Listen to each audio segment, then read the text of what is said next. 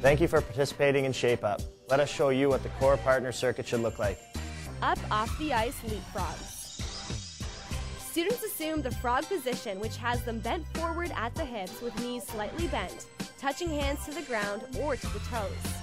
Students then push off the ground with their hands and simultaneously jump as high as possible upward on the spot, maintaining the bend at hips or the frog position at all times. Repeat these leapfrog jumps for the time allotted for the station. Partner sit-ups. Two partners face each other in the sit-up position with one partner holding a ball with both hands. The two partners work on their core strength as they perform sit-ups, exchanging the ball each time they sit up. Partners should keep their toes as close to one another as possible and keep their knees bent at all times. It is important for the two partners to stay in a steady rhythm to allow for an effective exchange of the ball with each sit-up. This pattern continues for the length of time allotted for the station. Push-ups. Students can choose to perform a regular push-up, a kneeling push-up, or a wall push-up. In a regular push-up, the students' hands and toes are touching the floor. In this version, students position themselves in the push-up position with arms shoulder-width apart and their back straight. They then lower themselves towards the floor by bending their arms to almost 90 degrees. They should focus on keeping their back straight and their head down throughout the push-up and to lower their chest to within a few inches from the floor or wall.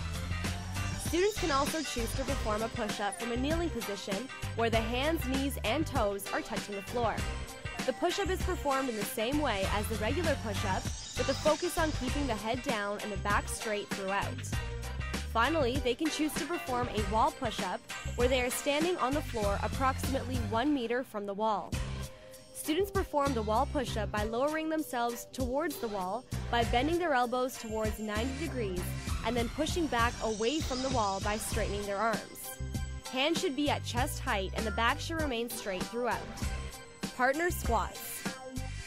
Partner squats are performed with two partners facing each other with one partner holding a ball in two hands.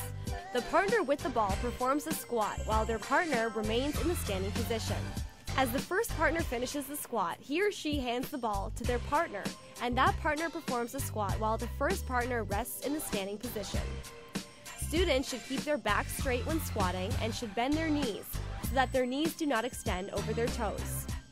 If students would like to challenge themselves even more, they can perform an optional variation of this activity. They can both perform squats at the same time and exchange the ball each time they reach the standing position. They will need to develop a steady rhythm in order to ensure effective exchanges. Side arm pass. Students pass the ball back and forth with two hands mimicking the action of a forehand or backhand pass, keeping their hands shoulder-width apart and their arms relatively straight throughout. Partners should step towards each other and follow through to their partner each time they pass the ball. They should maintain eye contact throughout the activity to ensure accuracy. Students can use a utility ball, a basketball, a volleyball, or a light medicine ball. Line mate chemistry. At this station, partners perform a constant wall sit while pressing their arms up in the air at opposite times. Partner A sits in a wall sit position with his or her arms pressed up above the head. A wall sit position has the student sitting with their back straight against the wall and legs bent at the knees just shy of 90 degrees. If they are truly in sync, then as they are performing the arm presses at opposite times, their arms should both be out in front at the same time.